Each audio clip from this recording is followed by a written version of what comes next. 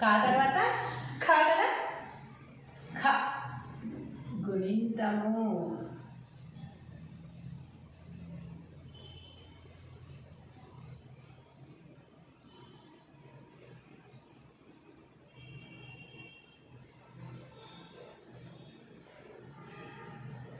ఖ గుణింతం. ఓకేనా, స్టార్ట్ చేద్దామా. ఖ తర్వాత ఏం రాయాలి, ఖకు దీర్ఘం ఇస్తే ఖా. ఖాకు తలకట్టి ఇవ్వలేదు అని చూస్తున్నారా, ఫస్ట్ సింబల్ తలకట్టే కదా అని ఇవ్వక్కర్లేదు, ఖా అక్షరమే అలా ఇచ్చారు కదా, కాబట్టి తలకట్టి ఇవ్వవలసిన అవసరం లేదు. ఖకు దీర్ఘం ఇస్తే ఖా. ఖాకి గుడి ఇస్తే ఖి. ఖాకి గుడి దీర్ఘం ఇస్తే ఖీ. ఖాకి కొమ్మిస్తే ఖు. ఖాకి కొమ్ము దీర్ఘం ఇస్తే ఖూ. ఖ ఖా ఖి ఖీ ఖు ఖూ. ఖాకి రుత్వం ఇస్తే ఖృ. ఖాకి రుత్వం దీర్ఘం ఇస్తే క్రూ. ఖాకి ఎత్వం ఇస్తే ఖే. ఖాకి ఎత్వం దీర్ఘం ఇస్తే ఖే. ఖాకి ఐత్వం అంటే పైన ఒకటి కింద ఒకటి వస్తాయని చెప్పాను కదా, ఐత్వం. ఖాకి ఐత్వం ఇస్తే ఖై. ఖాకి ఒత్వం ఇస్తే ఖో. ఖాకి ఒత్వం దీర్ఘం ఇస్తే ఖో. ఖాకి ఔత్వం ఇస్తే ఖౌ. ఖాకి సున్నా పెడితే ఖం.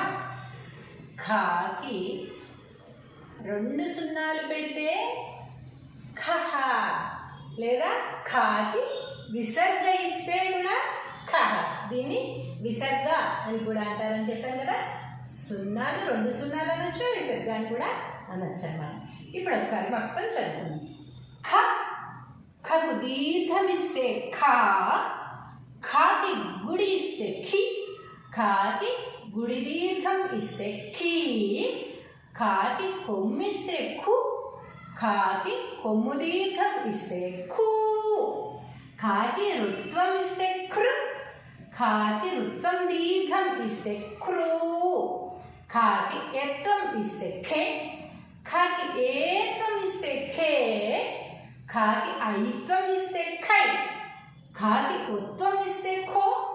ఖాకి ఓత్వం ఇస్తే ఖో. ఖాకి ఔత్వం ఇస్తే ఖౌ. ఖాకి సున్నా పెడితే ఖం.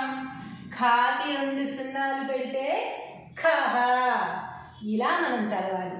ఇలా ఈ దీర్ఘాలు అనేవి పర్టికులర్గా అవి ఇచ్చి చదవకపోయినా మామూలుగా కూడా చదివేయచ్చు. అది ఎలాగో చెప్తాను. ఖ ఖా ఖి ఖీ ఖు ఖూ ఖృ ఖృ ఖే ఖే ఖై ఖు ఖో ఖౌ ఖం ఖ. అలా కూడా చదవచ్చు అనమాట. రెండు కరెక్ట్. కాబట్టి చక్కగా చదువుకుంటూ రాసుకుంటూ ఈ గుణింతం కూడా నేర్చేసుకోండి. ఈ గుణింతంలో కాగుణింతంలో చెప్పినట్టుగా పదాలు అనేవి ఈ గుణింతానికి ఎక్కువ రావన్నమాట. కావాలంటే మీరు చూడండి, ఖఖ ఖకి ఖకి ఖకు ఖకు. ఏ అక్షరం కూడా రెండు అక్షరాలకు కలిసి పదాలు అనేవి రావు. ఖఖం ఖహ ఖఖే ఖేఖ ఖైఖు ఖృఖి ఖృఖ ఖఖో ఖోఖ. మనం కోక అని ఒకటో కాలో కోక అనే అక్షరం అలా రాసుకున్నాం కదా, కేక అలా ఈ ఒత్తక్షరాలకి రావన్నమాట. కాబట్టి మరి ఇవి ఎందుకు అని అంటారేమో, పదాలు రానప్పుడు ఈ మాటలు ఎందుకు, ఈ గుణింతాలు ఎందుకు మాకు అంటారేమో, కానీ అది తప్పు. చాలా వాటిలో ఈ గుణింతాలకి అవసరాలు ఉంటాయి, అవి వేరే అక్షరంగా వాటిని రాయాల్సి ఉంటుంది. సపోజ్ ఖరం అన్న మనకు ఖ అవసరమే, ఖిలాడి అంటే ఖి అవసరమే, ఖుష్బు అంటే ఖు అవసరమే. కాబట్టి అక్షరాలు అవసరమే. ఈ గుణింతల్లో వచ్చే అక్షరాలు ఏ 2 అక్షరాలు కలిపి ఒక పదం అవ్వదు అని చెప్తున్నాను అన్నమాట. కాబట్టి వీటిలో నుంచి పదాలు ఏవి రావు. కావాలంటే మీరు చక్కగా చెక్ చేసుకోవచ్చు. మీరు కూడా ఒక్కొక్క అక్షరం ఇంకొక అక్షరంతో పోల్చి చూసుకుని ఏవైనా పదాలు వచ్చినట్టయితే నాకు కూడా చెప్పచ్చు. నాకు దొరకలేదేమో మీకు దొరకచ్చేమో, చెప్పలేం కదా. అలా కూడా మీరు ట్రై చేసి నాకు చెప్పచ్చు, తప్పేం లేదు. కాబట్టి ఈ అక్షరాలన్నీ చక్కగా నేర్చేసుకుని చదివేసుకుని ఎలా రాయాలో ఎలా ప్రొనౌన్స్ చేయాలో చూసుకుని చక్కగా నేర్చేసుకోండి.